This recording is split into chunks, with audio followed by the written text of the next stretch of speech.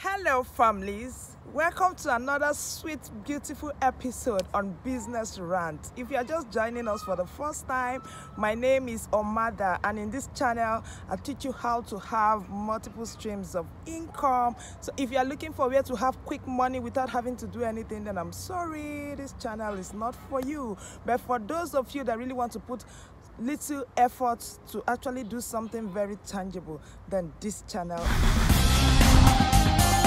Welcome back, family. So let me give you the 10 most profitable businesses you can do. Business number one, like I always say, importation. You know now, I can't say anything without importation. With this kind of population we have in this country, my God, I can't say anything without putting that one in the top of my list. So importation. Find a niche. I said it several times. Find a niche. Find something that people are willing to pay millions on. Find something that people are in dear need of. Number two on our list is exportation. We have a whole lot of things that you can export from this country. You can export sesame seed. You can export palm kernel oil. That is the black oil they rub for newborn baby when you just give birth to newborn baby. You can export cashew, you can export ginger, you can export zobo, you can export about anything apart from industrial exportation. There are lots of Nigerians that are in abroad, Nigerians in diasporas. If you go to most of those countries, you find many Nigerians there, and those people long for African food. So if you don't want to import, if you don't want to export for industrial use, you can export to most of those countries so that they can use it to cook meal for Nigeria. For example, UK, American, you can export something like gari, you can export ogbono, you can export egusi, you can export ugu, you can export water leaf, you can export bitter leaf, you can export pepper, because they need it for their daily survival. Most of this Nigeria, their mouth don't master sweeting. They can't eat all those Igbo food now. So you can export some of those things and make really good money out of it. The third on our list is okirika. Okirika business is massive. I don't need to tell you that. I don't need to tell you that the standard of living in this country is not that really good. Okay, so people need to survive. People need to wear clothes daily.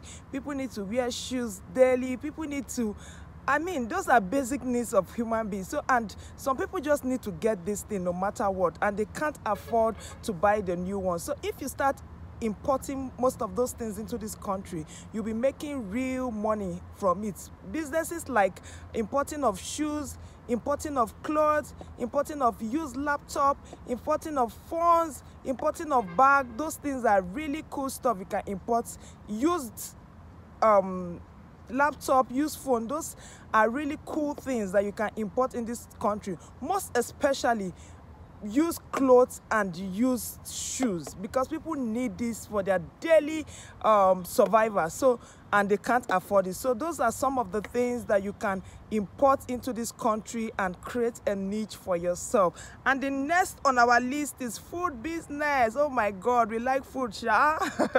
So you know Nigerians now, every average Nigerian like great food. I don't know, you can have a small corner where you can prepare your food and do like have flyers, and if you don't even have money to spend, you can have like a small place where you cook your food. It can be your kitchen, and you have your Facebook and do your delivering program, so that when somebody place an order, you can actually have them delivered for them. Or you can have like something like a fast food where you sell food where people can just quickly come and buy. Maybe somewhere close to the train station, somewhere close to the airport, or close to offices. You have like a fast food where somebody will just come and you make like an a la carte, and they will come and buy. And you can have something like how do they call it? They call it acid hot. My friend call it acid hot. That one is like a quick money, but many people just feel I'm too big for this business. But if I tell you how much people are making for something that is as little as that, you'll be shocked to your bone marrow. So acid hot is another kind of food business where you see those women, they put roasted plantain, they put roasted chicken, they put samosa, they put spring roll. My God, I have a friend that is making 30,000 naira every day. I will not tell you the place, close to Taco. Another on our list is farming business. My God, especially now that everybody is talking about food security.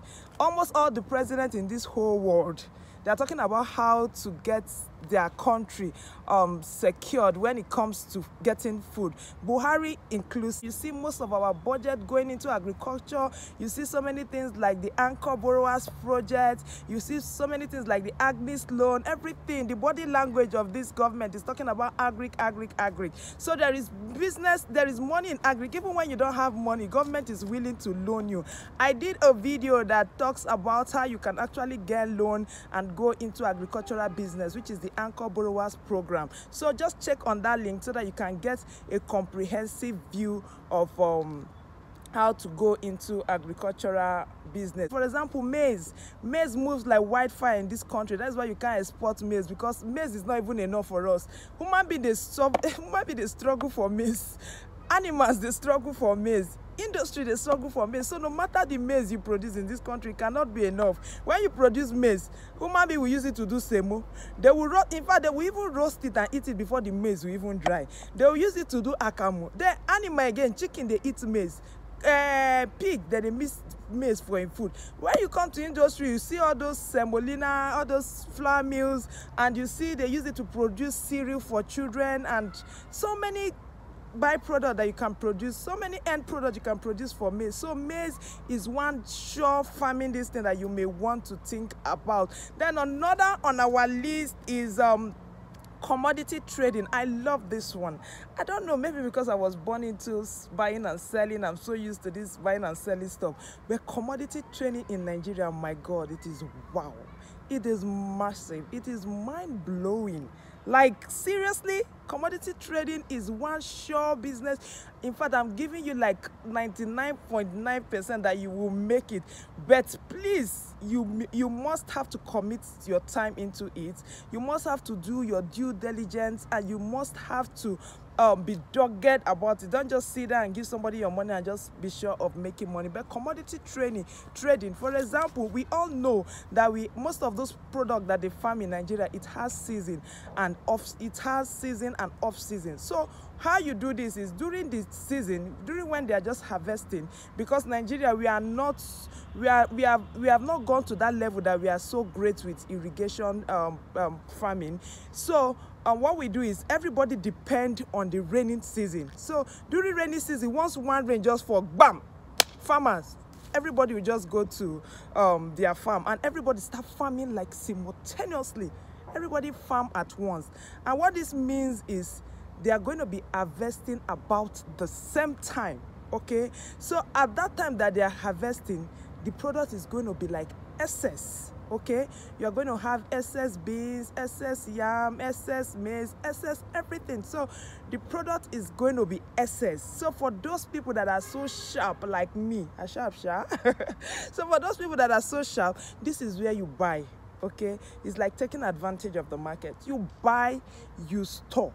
Then there will come a time, like maybe 4 months after, 5 months after, all this excess product would have gone dry, and you see people running hectare scatter looking for that product. Like, I grew up knowing my mommy hoarding maize. She would buy maize and hide it. Then we were in Kakuri in Kaduna. I don't know anything there, but I'll just see my mom would just buy maize and hide it. I'll just say, people are selling maize. Why would this woman just buy maize and hide it? So she would buy maize and hide it. I really don't know that was what she was doing. So this commodities trading is as old as mankind. So you can buy and stuff. So commodity trading is one sure trading that I will employ any of my partners to go into. It is very, very profitable. Then the next on my list is online business. I really don't know much into this, but I promise you I'm going to bring a friend, a sister that will do justice to this topic, because I know this lady is cashing out. So the next on my list is transportation business. My God, like I always start by saying, our population is our strength.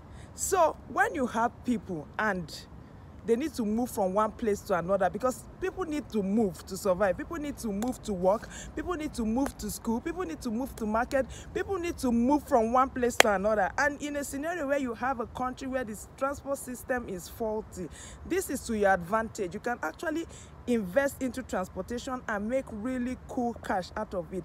Abuja, for example, Uber business. Once you buy a taxi and put it on the road and put it for Uber, once you have a good driver, you have a good car, you are sure of making 25,000 naira every week, as constant as K.